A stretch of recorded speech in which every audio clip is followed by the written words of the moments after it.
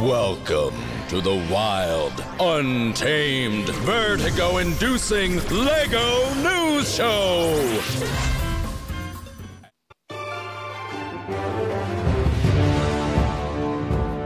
Bonjour à tous, bienvenue dans la toute première édition du Ninjago News Show. Et aujourd'hui, j'aborde le sujet qui à ce jour fait trépiner d'impatience tous les plus grands fans de Ninjago, la saison 7. Et oui, vous avez certainement dû voir des tas de vidéos et d'images circulant sur internet, notamment les vidéos du Wukru qui ont été les premières à nous dévoiler les nouveaux uniformes des ninjas, puis les premières vidéos concernant les produits, et plus récemment, les webisodes que LEGO a dévoilés sur YouTube mettant en scène le Dr Saunders dans le musée de la méchanceté. Vous avez peut-être aussi vu des bandes annonces créées de toutes pièces par des fans incontestés, ce qui n'a pas grand intérêt. Bref, quoi qu'il en soit, beaucoup d'infos tournent à ce sujet, et bien qu'elles soient nombreuses, la plupart ne sont pas officielles, et ne me permettent donc que d'établir des théories.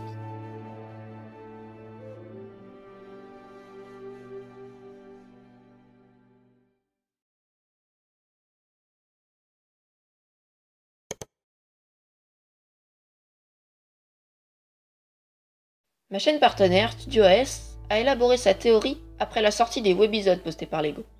Il m'a fait part d'une remarque plutôt pertinente sur un détail qui, sans y réfléchir, paraissait totalement normal. Regardez. Vous ne trouvez pas ça bizarre que les statues dans la salle de la méchanceté brandissent les mêmes armes que les vrais méchants sur les posters, alors que chacun des webisodes sont censés se passer avant la saison 7 ? C'est vrai, comment le sculpteur pouvait-il savoir que les méchants posséderaient ces armes ? Mon partenaire pense en fait qu'aucun de tous les méchants n'est de retour. Pour lui, le seul ennemi des ninjas, c'est Yang. Car oui, ce n'est plus un secret, c'est le Sensei Yang, le grand méchant de la saison 7. Et à vrai dire, pas besoin de toutes ces images pour être mis sur la voie. Car à la toute fin de la saison 6, LEGO a voulu nous laisser un indice. Je suis sûr qu'il est quelque part dans le coin. Regardez! Un fantôme! Attrapez-le!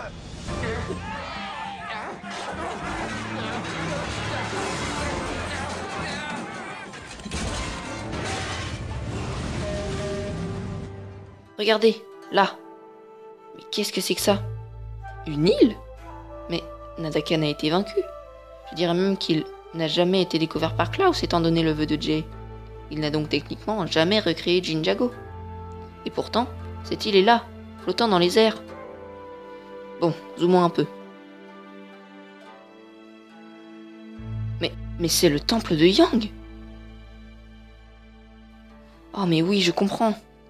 L'île, le temple, tout est lié. Regardez lors du mariage de Nadakan et Nya. Lanti prononce un discours cérémonial. Je déclare par la présente qu'en ce jour, et ce pour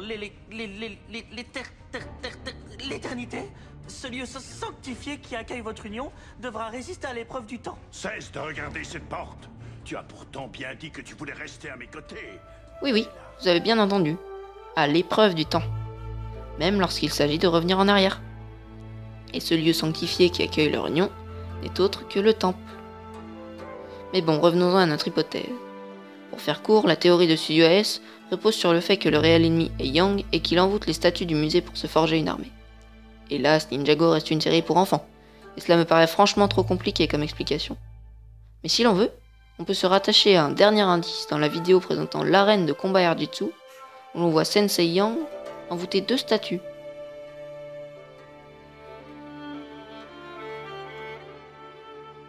La deuxième théorie a été la plus reprise sur internet. L'explication serait ceci. Oui, ces petits diamants, au bout de chaque arme, ont été interprétés de différentes façons, comme un symbole de coalition, ou comme un objet de décoration, mais celui qui revient le plus souvent, c'est l'interprétation de ce diamant comme un moyen pour Yang de contrôler tous les vilains grâce à sa lanterne. Une théorie facile, mais plausible. La troisième et dernière théorie est celle dont je suis le plus fier, car c'est moi qui l'ai imaginée. Bon, je vous la donne en mille, pour moi, le vœu que Jay formule à la fin de l'épisode 64 a engendré une perturbation temporelle. Oui, je sais, dit comme ça, cela peut paraître un peu complexe. Bref, avant tout, sachez que j'adore tout ce qui a un rapport avec les voyages dans le temps ou ce genre de choses. Et c'est pourquoi, dès lors que j'ai vu ce poster sur internet, je me suis dit, il y aura donc une histoire de voyage dans le temps dans la saison 7. Pourquoi ? Simplement à cause de cette phrase. Time to close the circle. Pour moi, les mots time et circle réunis ne peuvent signifier qu'une seule chose. Boucle temporelle. De plus, ce tourbillon au-dessus de la ville pourrait être un portail temporel. Ensuite, il y a cette image. D'après moi, cette porte pourrait être en fait un autre portail. Et ces lumières, ressemblant étrangement à des yeux, symboliseraient le retour des vilains. Alors, toujours pas convaincu de ma théorie? Bien. Dans ce cas, regardez. Voici 2 listes nommant les épisodes de la saison 7. Bien sûr, aucune des 2 n'a été déclarée officielle, mais elles nous permettent d'établir des théories et de confirmer ma théorie. Regardez. Dans la première, l'épisode 72 s'appelle Le Grand Portail, ce qui pourrait faire référence à l'un des 2 portails énumérés précédemment. Puis, dans la deuxième, les épisodes 68, 71 et 73 font eux aussi référence à ma théorie. L'épisode 68 se traduirait par « à l'échelle du temps », le 71 par « contre le temps », et l'épisode 73 pourrait signifier « catastrophe sans fin ». Nous pourrions aussi prendre en compte l'épisode 66, le jour d'avant, et l'épisode 67 qui évoque un recul mystique. Et voilà, c'est déjà la fin de cette première vidéo. J'espère qu'elle vous a plu.